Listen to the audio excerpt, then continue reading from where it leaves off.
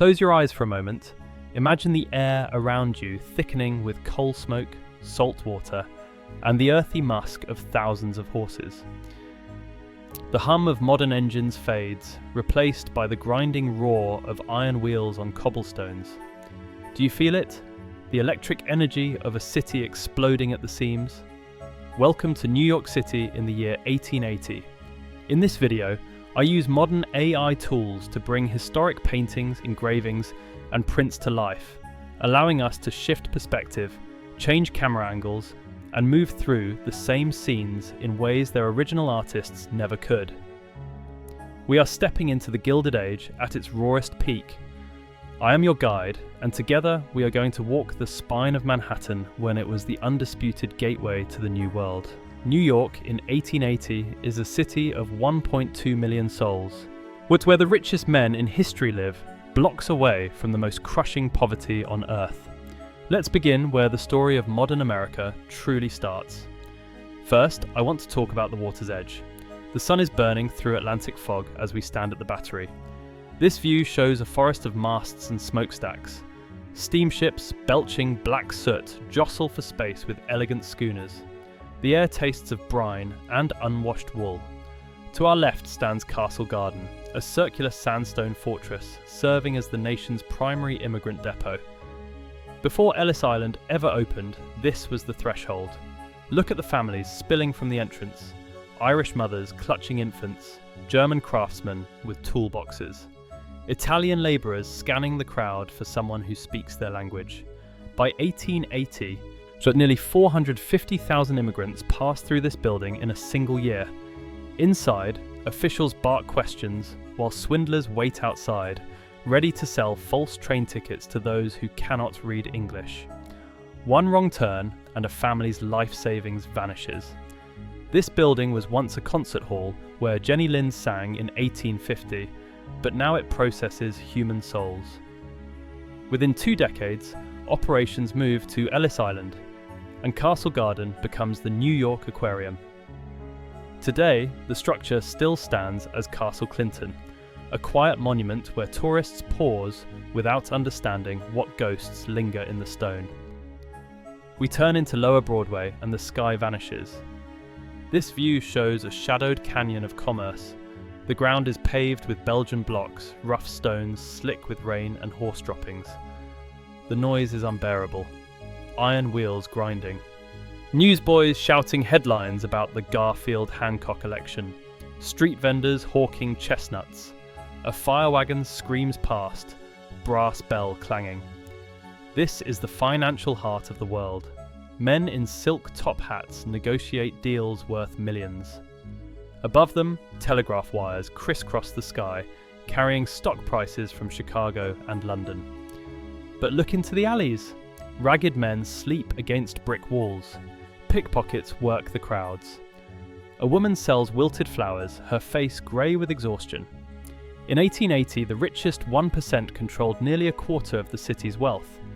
The telegraph wires will be buried after the catastrophic blizzard of 1888 paralyses the city. But today, this is the summit of commerce, loud and filthy and alive. This view shows where power meets faith. Trinity Church rises above Broadway, and its Gothic spire reaching 281 feet. It is the tallest structure in the city. No building exceeds it. The church casts a long shadow across Wall Street. The graveyard holds weathered stones from the 1600s. Alexander Hamilton is buried here, though few notice. Walk east and you'll see the US Sub-Treasury, a marble temple guarding the nation's gold. Across the street, the New York Stock Exchange operates from a modest building. The tension here is electric. Financial panic swept through in 1873 and will strike again in 1884. Men make and lose fortunes in an afternoon. Suicides are common, though newspapers call them sudden deaths. Trinity will stand for another century, but it loses its height title by 1890, when skyscrapers rise. Today, it sits dwarfed by glass towers, but you can still visit. So still hear the bells ring at noon, just as they did in 1880. We move toward the East River and the skyline opens. This view shows the most ambitious engineering project in human history, the Brooklyn Bridge. By 1880, it's in its 13th year. The two granite towers stand complete at 276 feet, like Gothic cathedrals. Between them, steel cables stretch across the void. Look at the workers suspended on wooden catwalks, spinning cables. Many suffer from the bends, a mysterious illness, from working in pressurized caissons below the river. At least 20 men have died. Designer John Roebling died from tetanus in 1869. His son, Washington, crippled by the bends, supervises from Brooklyn, unable to visit. Below, the Fulton Fish Market sprawls. The smell of fish mixes with tar and iron. When the bridge opens in May 1883, whilst it will be the longest suspension bridge in the world, linking New York and Brooklyn, but many doubt it will hold. They call it Roebling's Folly. P.T. Barnum will parade 21 elephants across it to prove its strength. Today, over 120,000 cross it daily, but in 1880, it's a half-finished dream suspended over dark water. We descend into the Fourth Ward and enter hell. This view shows the most notorious slum in the Western world. The tenements rise 5 and 6 stories, crumbling brick with fire escapes like rusty veins. Laundry drips from every window, the smell is overwhelming. Open sewers, rotting garbage, coal smoke, and too many bodies in too little space. Entire families live in single rooms with no water, no light. Population density exceeds 290,000 per square mile, the highest on Earth. Children play barefoot. Their faces pale. Women call from windows in Yiddish, Italian, Cantonese. Disease is rampant. Cholera, typhoid, tuberculosis. Nearly 1 in 4 children dies before age 5. Fire is constant terror. Yet this is where the city's labour comes from. Factory workers, seamstresses, dock workers, servants. Without them, the economy collapses. Reformer Jacob Rias will expose these conditions in his 1890 book, How the Other Half Lives. Laws will require windows and fire escapes. But in 1880, the Fourth Ward is hell, blocks from Wall Street. Today, these tenements are gone, replaced by housing projects. But the inequality never disappeared. We climb west and breathe again. This view shows Union Square and the Ladies' Mile. The contrast is stunning. Elegant department stores line Broadway. Lord & Taylor, B. Altman, and cast iron buildings with plate glass windows displaying silk dresses and French perfumes. Women move in satin and lace, bustles sweeping the ground. Men in morning coats escort them shop to shop. Above, the elevated railroad rumbles on iron stilts, showering sparks. The sound shakes buildings every few minutes. Pickpockets work the crowds. The social pressure to appear wealthy is crushing. This is Edith Wharton's world, where a wrong hat destroys reputations. Within 30 years, stores abandon this area, following customers north. The buildings decay into warehouses.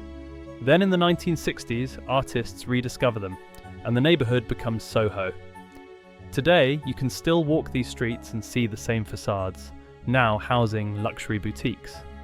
The ghosts of 1880 linger in every column. Finally, we walk north to 50th Street. This view shows the edge of civilization. Behind us, the city hums. Ahead, Manhattan is raw. To our right, St. Patrick's Cathedral rises in white marble, twin spires reaching 330 feet. Dedicated in 1879, it's the largest Catholic church in America, designed by James Renwick Jr. But look around, the neighbourhood is wilderness and wealth. Vanderbilt mansions rise beside goat farms, shanty towns sit near million-dollar homes. Vacant lots separate palaces from shacks. This is the frontier. Cornelius, Vanderbilt, William Vanderbilt, Andrew Carnegie carved their names into bedrock, creating Millionaire's Row. Central Park stretches west, still maturing. Trees are young, paths muddy, sheep graze the meadows. The wealthy imagine Fifth Avenue as a grand European boulevard, but in 1880 it's half wild, a construction site with moments of beauty. Today, Fifth Avenue is one of Earth's most expensive streets.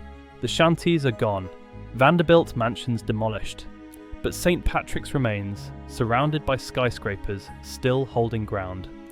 New York in 1880 was a city devouring itself to be reborn. Every street was a battlefield between past and future, poverty and wealth, old world and new. The horses are gone. Telegraph wires buried. The elevated railroad torn down. But when we reconstruct these scenes with AI, something remarkable happens. We realize how close the past is. The soul of New York, that restless electric energy, has never changed. It's still a city that never stops building, never stops reinventing itself, never looks back. If you could step into any moment in 1880 New York, where would you go? Would you risk Castle Garden with your savings? Or stroll a Vanderbilt mansion?